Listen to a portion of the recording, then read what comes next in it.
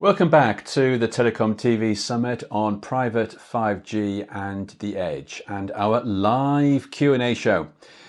I'm Guy Daniels, Director of Content, and this is the first of 2 live Q&A shows. It's your chance to ask questions related to private 5G networks and, of course, the Edge.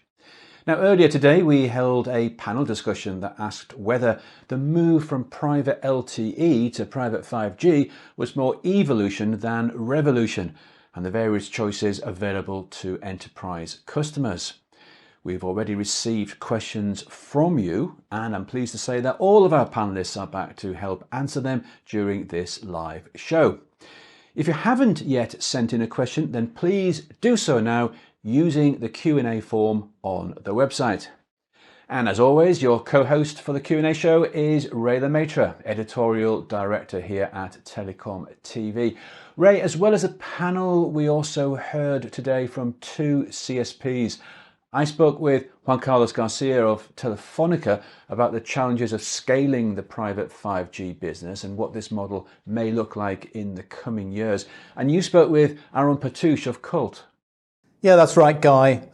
Colt is taking a very pragmatic approach to this market. It's focusing a lot of efforts on a particular vertical where it sees real potential in the future, and that's manufacturing, and working with partners such as IBM to come up with propositions that make sense to companies in that particular industry.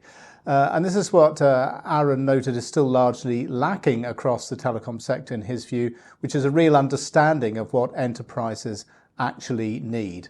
And it sounds like it might be a while before the private 5G network sector takes off at scale if what we're hearing in the industry in general is correct. Yeah, thanks, Ray. Yes, indeed. I believe that scaling this business is going to be quite a challenge for telcos. Right, on with today's show. Let's now meet our guests who are eager to help with all your questions. And joining us live on the programme are Terje Jensen, who is SVP of Network and Cloud Technology Strategy at Telenor. Sandeep Raithatha, who is Head of Strategy, Innovation and 5G IoT at Virgin Media O2 Business. Francis Haysom, Principal Analyst at Appledore Research. And Shujar Mufti, who is Head of Global Partners Solution Architecture, TME and Edge at Red Hat. Hello everyone, really good to see you all. Thanks for coming back and joining us on the live show. Lots of audience questions to get through today. So to start us off, it's over to you, Ray. Okay, thanks, Guy. So the first question is, and it's quite a long one, hundreds of companies now have private wireless networks, but if they're cellular, they're nearly all 4G. Is 4G all that enterprises need beyond or instead of existing Wi-Fi setups? The case for 5G seems thin, especially given the complexity and barrage of competing noise from the multiple companies that claim to be the experts. A slightly dubious questioner, obviously, there about private 5G, but let's see what the panelists have to say. Terje, maybe we can start with you on this one. Yeah, thanks, Ray. And just to set the stage a bit, so we are delivering a mobile private network both on 4G and 5G, or actually energy, or any G, what the customer actually need.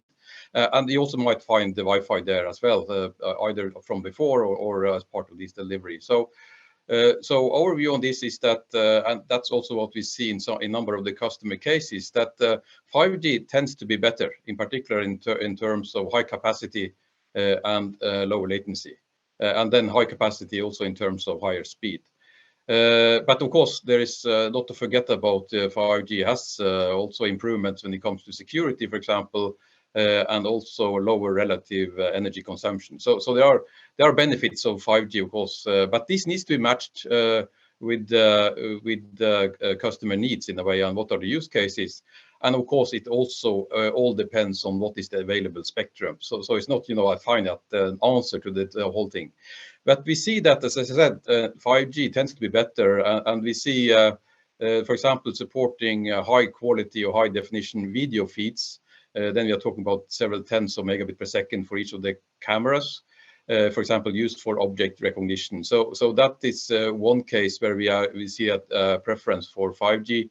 We also see a preference for 5G when you're talking about low latency.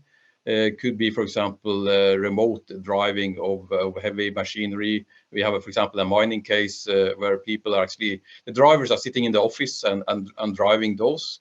We also have an ambulance case, for example, where there's quite a lot of information who needs to be transferred between the hospital and the ambulance. And 5G was actually the only one able to comply with their latency requirements, or actually the time it takes to transfer all this information. And we also have, for example, the remotely controlling utility power companies, for example, where also 5G was the only one to comply with the latency requirements. And then on top of that, there are also user requirements asking for network slicing. Believe it or not, in the private networks, could be where they want to guarantee, for example, some of the traffic performance, typically again with high quality video feeds and so on. So I think it's important to keep in mind on that. And probably one of the key points, which is also where the question is coming from, is what kind of devices are to be connected. So just a bit of a reality check. Of course, we are coming from a situation where most of the smartphones, say for example, and also other devices were only having 4G. Then of course it's expected that 4G is going to be the most popular in that sense. Okay, thanks, Terje. And of course, we have to remember that the Nordics are always almost 10 years ahead of the rest of Europe, for those of us in Europe. So we always look north to see what's going up in there, to see what's coming for our future. Sandeep, let's come to you next. I mean, so 5G might be better, but is 4G good enough for a lot of companies now, especially if they've already invested in a 4G network? Yeah, I think so. And it's great to hear some of those examples from the Nordics. I would say you definitely got to think and put the technology aside and think about the outcomes for the customer, right? What are they trying to achieve? And if they really need to connect some devices, connect people, and maybe connect some assets, then 4G might be the great place to start. And those benefits that drive that will then obviously deliver or drive the investment for that network. I think if you want to start to look at autonomous guided vehicles, robotics, AI, and drones, for example, then that's where 5G can come to play. And from our experience to date, we've been engaging with a number of customers here in the UK. We've had organizations like British Sugar, and they've actually delivered, we're working with them. We've deployed a 4G private network across 4 sites. And primarily that's starting to connect workers and assets. And then, of course, working with organizations like the South London Maudsley Trust, we've connected a 5G network for their hospital for some more advanced use cases as well. So I think definitely thinking about the use cases first and then let the technology flow through after. Okay, well, that sounds like a pretty sweet deal you've got there at British Sugar. Come on, work with me here. Francis, let's come to you next. I see guys really appreciating that one. Francis, what's your perspective from the market here of existing 4G networks, how long they might be good enough? I mean, it's interesting what Sandeep was saying there, because that kind of mirrors what we were hearing from Colt, that manufacturing might be the place where to focus on 5G capabilities to start with. I think we're in an interesting sort of time at the moment. 5G is still predominantly new. Thierry said, we're not at the stage where every device is enabled with 5G. A lot of the use cases that we're wanting are going to be the ones that are going to be, for example, a large amount of video, for example, from an sort of remote security or whatever, or potentially also the opportunity in 5G for much simplified connectivity of IoT devices that will come in the future. But at the moment, those devices don't exist. So for the types of scenario where effectively cellular networks is required, there's an absence of devices, and that will drive a problem with use cases. I think as both the cost benefits of using 5G for connectivity versus 4G become more apparent, you'll see the shift of devices in that area, and I think that will drive a change in the network. But today, honestly, it's a kind of chicken and egg thing until the devices that are 5G enabled, the use cases that use those devices are enabled. you are predominantly going to still stick with a 4G case where you've needed that cellular network. And we have to sort of just note the elephant in the room. The majority of cases, particularly within private networks, will remain with Wi-Fi as well. Okay, yeah, and Wi-Fi is going to figure pretty quite a lot in this program, I think, in the coming 30 minutes or so. So thanks, Francis. So I think we've had a few good answers to that question, and we've got plenty of questions to get to today. So Guy, over to you for the next one. Yeah, thank you very much, Ray. As you correctly predicted, we do have a number of questions coming up that put private 5G up against Wi-Fi. And here's a good representative question from one of our viewers. And the question that's asked is, when will private 5G be as simple to deploy and run and as affordable as Wi-Fi? It sounds too complex and costly for most companies at the moment. Right, well, when will it be as cost effective and affordable and simple as Wi-Fi? That's the gist of the question, if it ever will be. Let's go across to Francis first for your thoughts on this. Yeah, I think there's a couple of things we need to consider here. As you move, if you take the total of private networks, a large number of them don't require the capabilities that we've built into either 4G or 5G specifically over a technology like Wi-Fi. So as you move from Wi-Fi to 4G to 5G, you've got an ever decreasing set of use cases that could not be delivered by Wi-Fi. Okay. The second thing is Wi-Fi starts with a major benefit. It has huge scale. It has huge scale in terms of using commodity hardware. We all have Wi-Fi in our houses. That just drives a cost profile for Wi-Fi that is significantly lower than 4G and 5G networks, which are scaled or sized for very different technology. So the opportunity for 4G and 5G is to meet that kind of, to grow that scale, to reduce the cost of each of the areas. But to do that, they need to massively change the model of the operational model in that area, and I don't think we're fully there. We can't assume, we have to much more be automated. We can't assume radio planners putting these systems in. We can't assume the typical OSS systems of an operation network, because everybody who's actually wanting one of these networks is not trying to run a network. They're trying to run a business. They're trying to run a business that network enables. So a high cost, high operational cost, scarce skills area is not something that needs to be done, and that's the thing that we need to be addressing. We're never probably ever going to get to the sort of cost basis of Wi-Fi, but to actually make the balance point between I want a slightly better quality but higher cost network solution versus the commodity solution from Wi-Fi. Yeah, great points, Francis. And as you rightly say, we've got to remember and keep remembering that these customers have their own businesses to run and operate. That's their speciality, and that's their expertise. They're not expert radio engineers. Terry, let's come to you for comments here, because for years now there's been this sort of overlap. It's like a Venn diagram, isn't it, of Wi-Fi and cellular, and there's a kind of common ground in the middle, but that ground kind of shifts over each generation. What do you think? Do you think we'll get to the stage where private 5G networks will be as affordable and as simple to deploy and operate as Wi-Fi can be?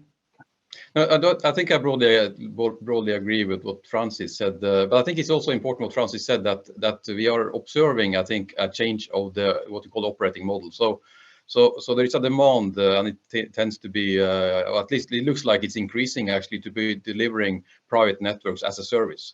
And the reason that is that many of these enterprise, the customers, they are not there for rerunning their own networks. Actually, they just want to use it for doing something else.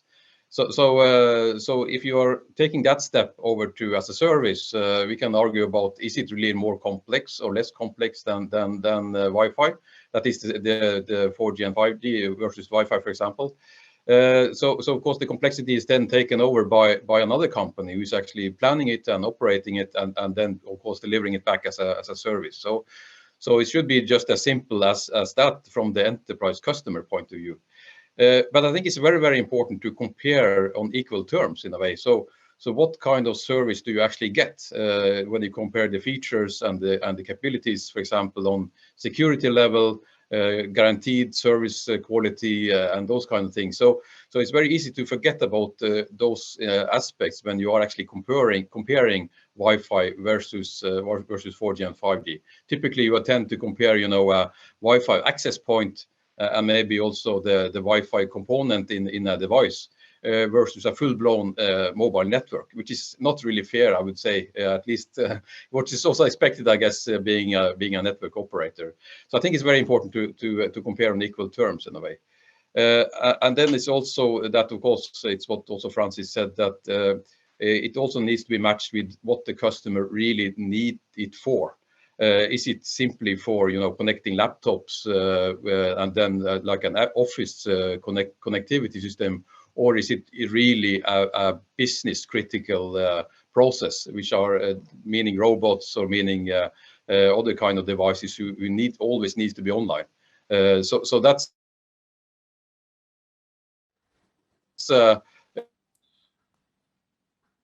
also very Terry, you're just breaking up on your audio there, Terry. I think we've just lost your audio temporarily. We're going to work like crazy to bring it back, but we got the message then. Great points you raised. So let me hand across to Sandeep next for comments, because Sandeep, I'm sure in the position that you're asked this question or a similar question quite a lot.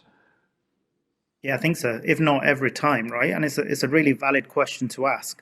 And I'd say, I think, leveraging some of the points that were mentioned earlier, we as operators managing a national network with millions and millions of subscribers, we have some great experience, and we can take that complexity away if those enterprise customers wish to do that. So we can manage that network and deliver it very simply for the customer.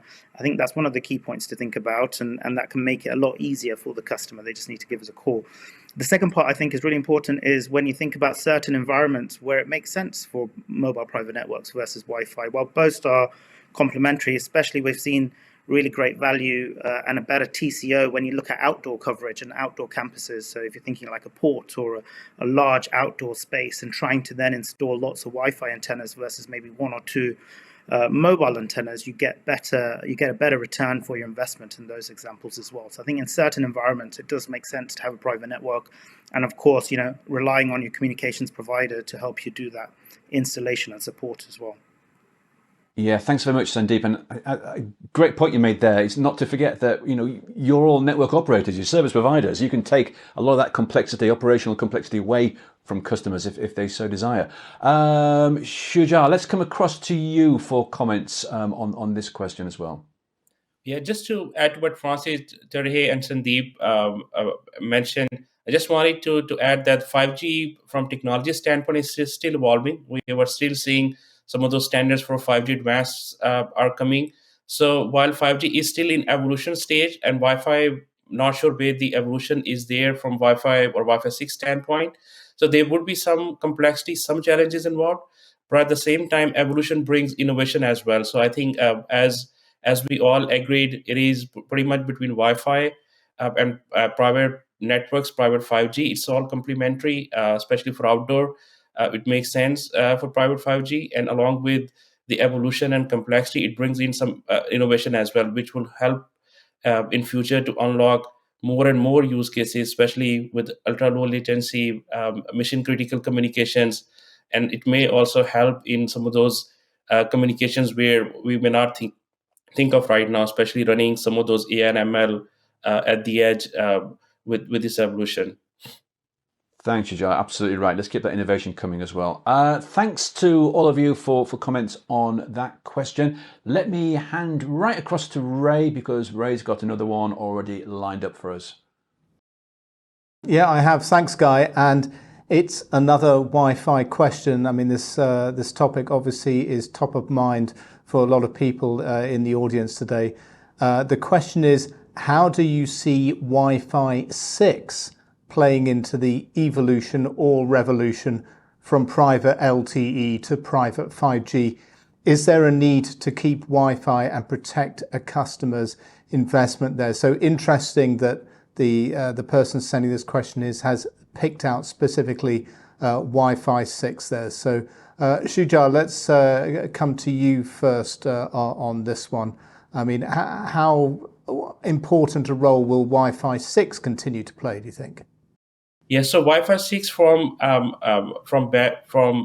capability standpoint, it equates with private 5G, but I think we have raised this points several times about that the Wi-Fi is pretty complementary. Wi-Fi 6 is complementary to private 5G from data rate standpoint. It's about the same, about 9.6 gigahertz versus about 10 gigabits per second that is delivered by private 5G, but it depends on the density, the indoor coverage as well as outdoor. So for Wi-Fi 6, still the dynamics are not changed. It is still going to remain indoor. It is going to provide denser coverage within indoor, but when it comes to mobility and outdoor, a broader spectrum, a broader area to cover, then private LTE or private 5G network would still be the way to go.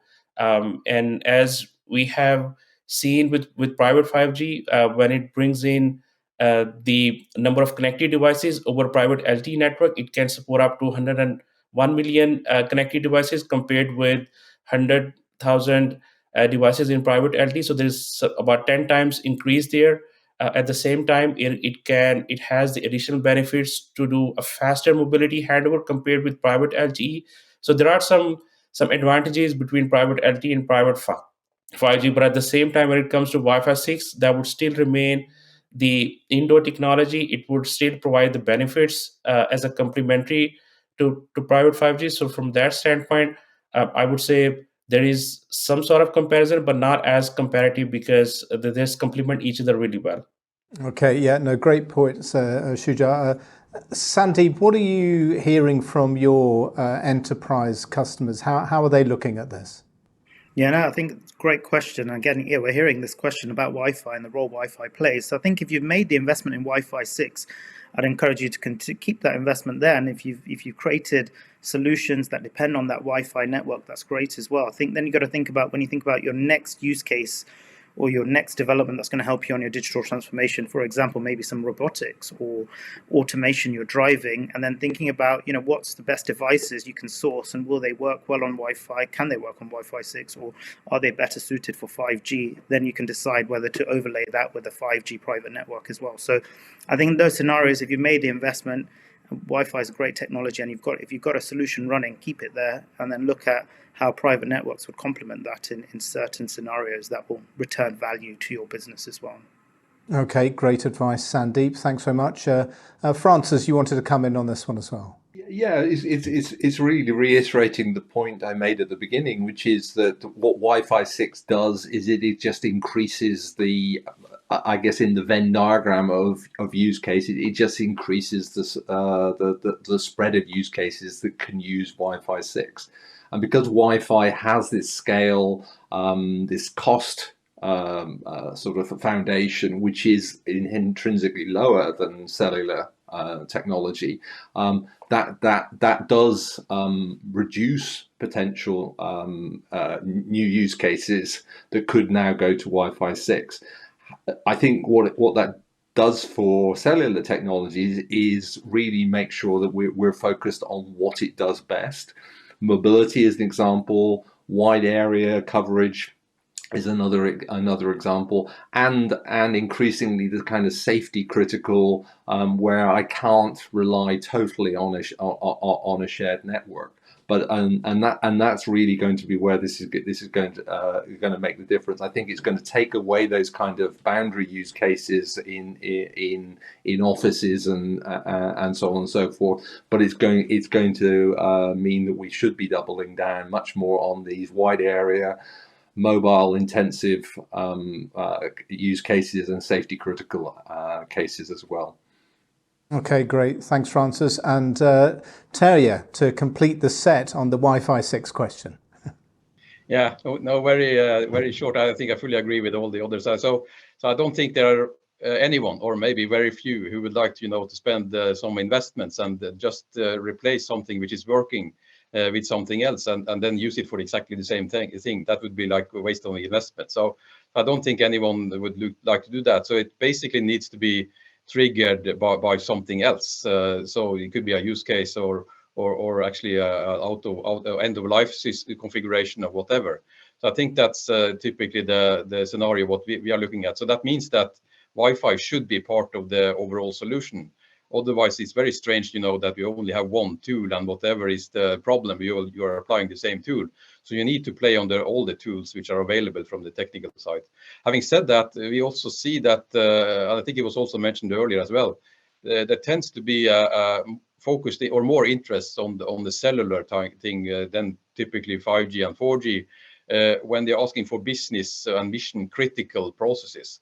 So, for example, stable latency, stable throughput, or guaranteeing the same high throughput and those kind of things, which are very important for the enterprises for it to work. But having said that, I think that a lot of these technologies will find their place, and it needs to be, we need to play on all these technologies for the best, what they are used to, or where the best fits in the use cases, I think. Okay, thanks, Terje. And as with many things, hybrid combinations obviously, usually win out over time, and that looks like what we're going to get with private wireless networks here as well. Okay, Guy, back over to you for the next part of the show. Yep, thank you very much, Ray. Well, it's time now, as usual, to check in on our audience poll for our summit on private 5G and the edge. We have one question with 7 answer options, and of course you can pick whichever ones you feel are the most relevant. And the question we are asking you this week is, how can telcos accelerate their edge-based private 5G network deployments? And you can see the real-time votes right here. And I can read them this time because I've got a new jumbo screen in front of me, so I can actually see some of those percentages. And perhaps no surprise, work more closely with vertical sector specialists is currently in our top position. And 56% of those of you who have responded regard that as a key way they can accelerate their private 5G network deployments. If you've yet to vote, then please do so, because the more votes we get, the better the poll's going to be. And we're going to keep it open until tomorrow, when we'll take another look at the results in our live Q&A show. Well, we still have time for more of your questions, so let's get straight right back to you, Ray. Okay, thanks, Guy. And those questions are still coming in as we speak. So the next question from our audience is, how do the costs of deploying different 5G private network models compared to those of public network deployments? Are there CapEx and OpEx concerns for the telcos? Quite a big topic here about the models, the ways of approaching these private networks from the telco perspective. Francis, let's start with you on this one.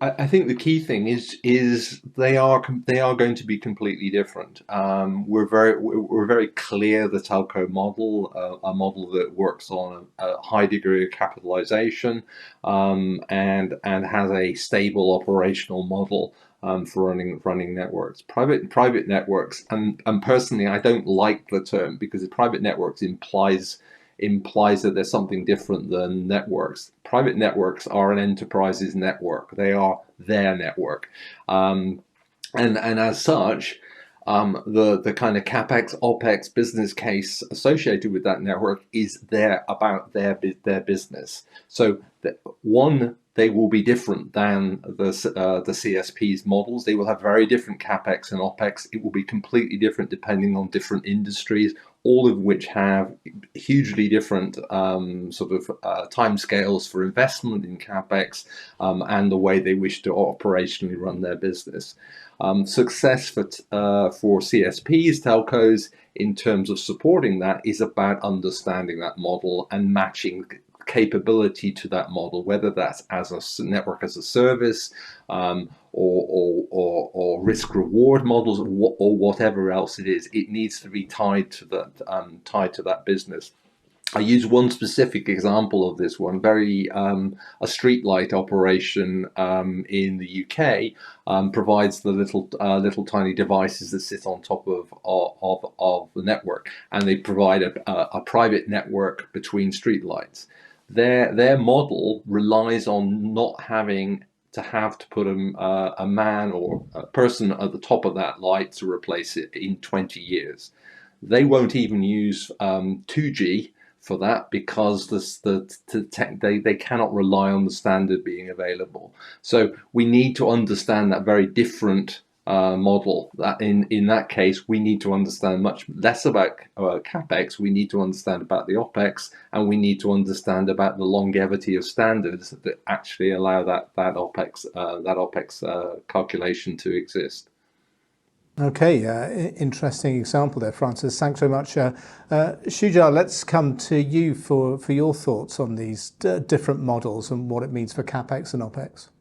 Yes, I think just add to what Francis said about the, so definitely there is a difference between CapEx and OpEx by a macro network versus a private network, but also it depends whether the private network is owned by a private enterprise, an MVNO, or a telco operator who also has a macro network along with it, right? So it depends whether your capex and opex will actually depend on what kind of scenario it is being deployed and operated in.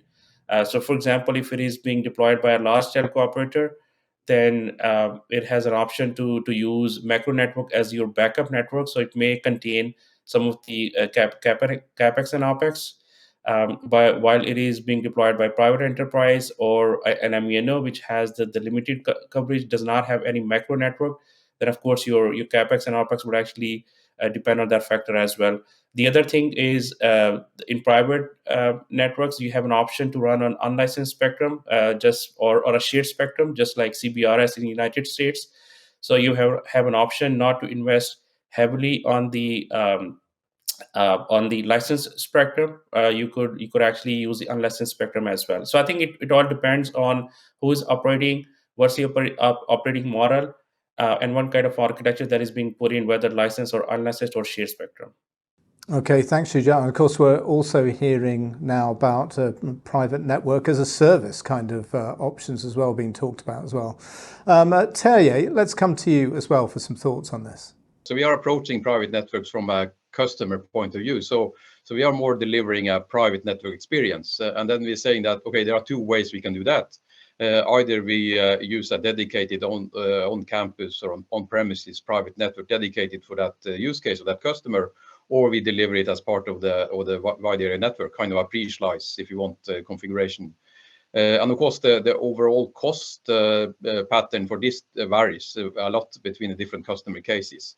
So and also the mix of capex versus opex, of course, depends a lot depending on the starting point. So, but typically it is no secret that it's commonly quite quicker and also more effective to leverage a public network deployment when that's doable. So, say for example that you already have a number of base stations there, so the coverage and capacity is okay, and then you could rather support a private network experience leveraging that. So we had, for example, one of the use cases we were delivering to a yard, a big yard, couple of kilometers times couple of kilometers, and the purpose was to connect a number of robots moving around on the yard. So that was actually already covered by 3 base stations what we had deployed. So we could the next day actually support these kind of use cases as a private network experience. So that's just an simple example. Of course, in one of the extreme cases on how easy it could be leveraging a public network to deliver these kind of use cases. So, but I think it's also important what was mentioned here. It very much depends on the customer case. Some customers are asking for on-premises solution, for example, for autonomy. I think we probably discussed that earlier as well. So hospital, for example, we have a hospital case who is asking for everything on campus and it should be independently from the rest of the world. Of course, that requires some dedicated on-premises network. So, and then of course the mix on capex and opex is also to be discussed with the enterprise or the customers, because some of them prefer actually to take the capex into their books. They will then have a higher capex the first year and a lower opex going on next years, and the vice versa, no capex and rather take everything as an opex or as a service kind of setup. So you find all these kind of cases depending on what are the customer cases. But I think it's very important also that finally, I would say in telcos, we are also shifting towards cash flow focused. Then of course it's a combination of the revenue and the expenses, and that's the picture you should really look at, and not only on the one-sided expense side, but it's also the cash flow, which is important to discuss in these cases. Yeah, absolutely. Great points there, Terje. Thanks very much.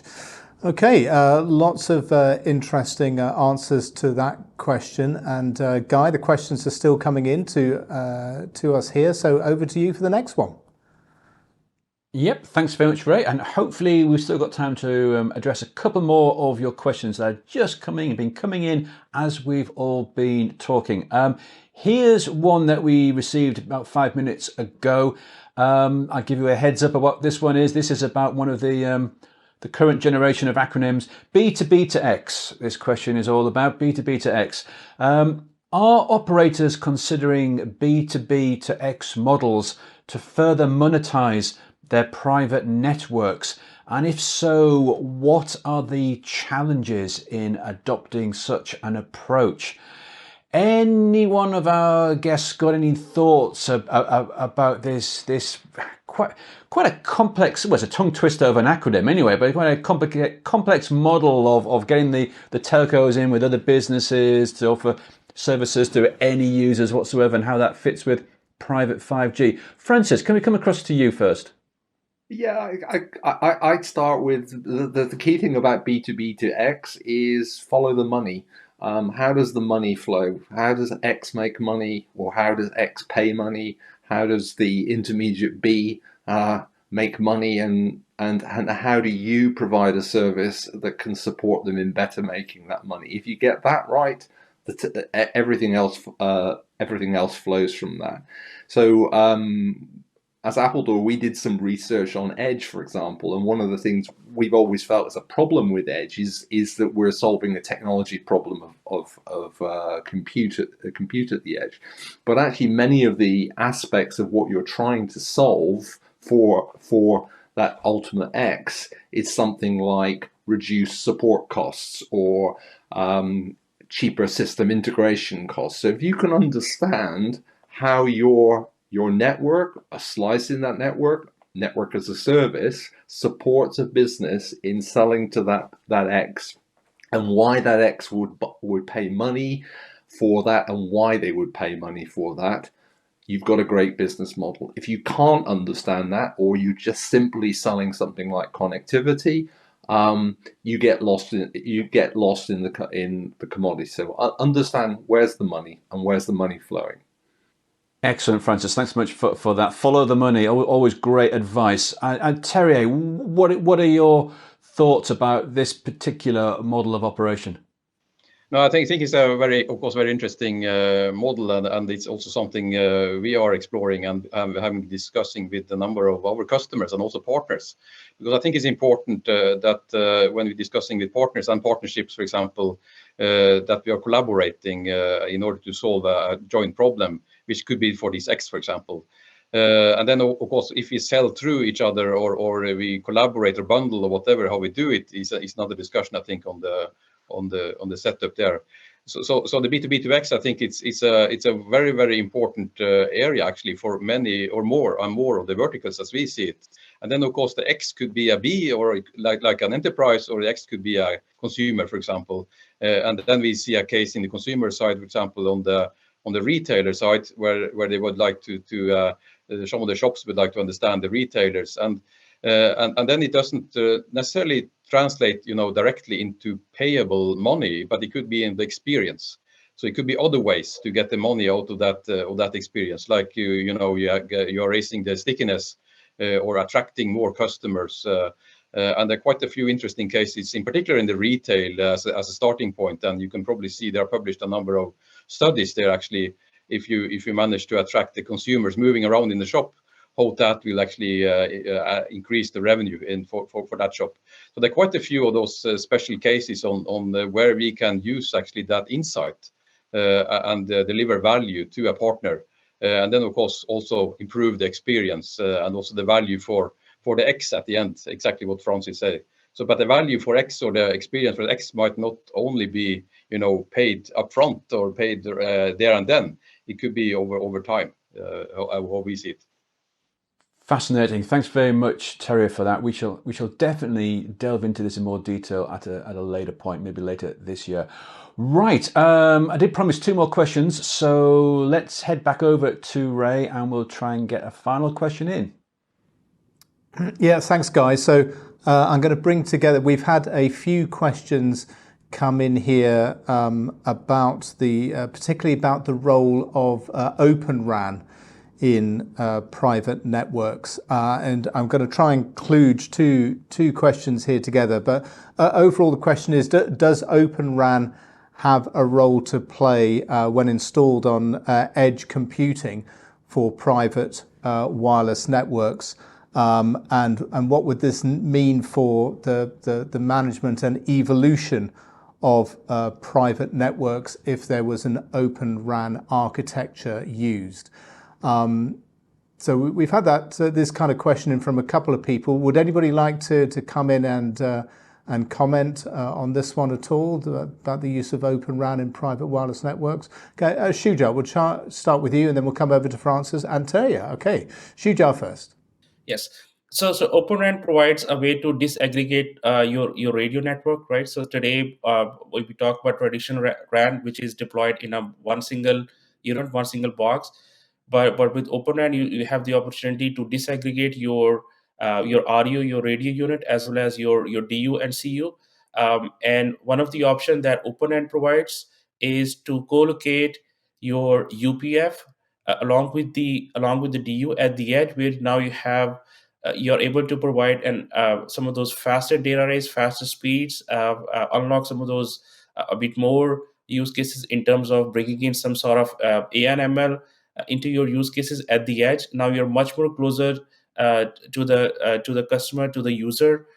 So that is one advantage that Open RAN does provide. Again, the standards are kind of still evolving. It is still up in the air from adoption standpoint. There is still a low adoption on the Open RAN, and there is also we have to look into the flip side as well. How does that bring in the latency between RU and DU, and would that satisfy the millisecond or sub-millisecond latency that is required by the 5G or the private 5G and the 6 nines SLA that is promised by the private 5G network?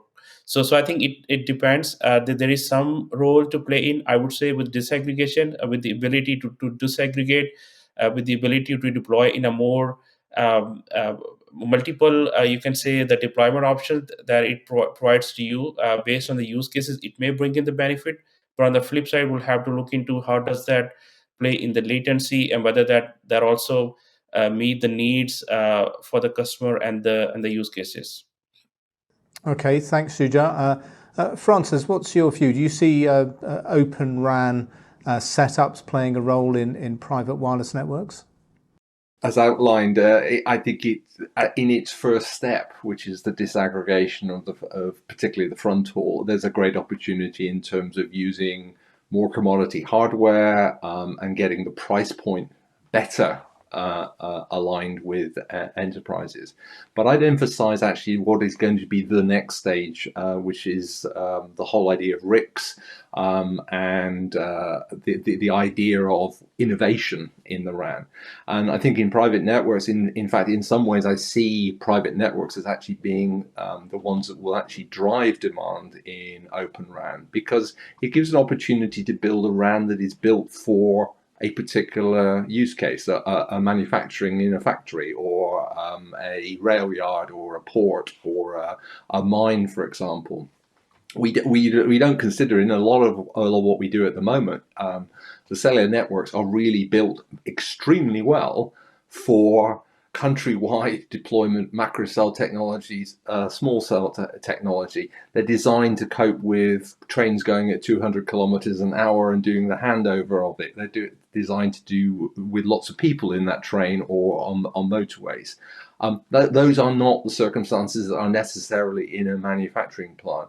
And we can do a lot with the disaggregation of the RAN and the building of specialist applications, the X apps and the R apps in that area, to characterize it for a particular area. So I think, I think it is extremely important, and it's the opportunity which we can really make a RAN not a sort of badly scaled down macro cell, and one that is really targeted at the specific customer's use case. Okay, interesting. Thanks, Francis. And Terje, what's your view here? Is this something that ever crops up in conversations at Telenor?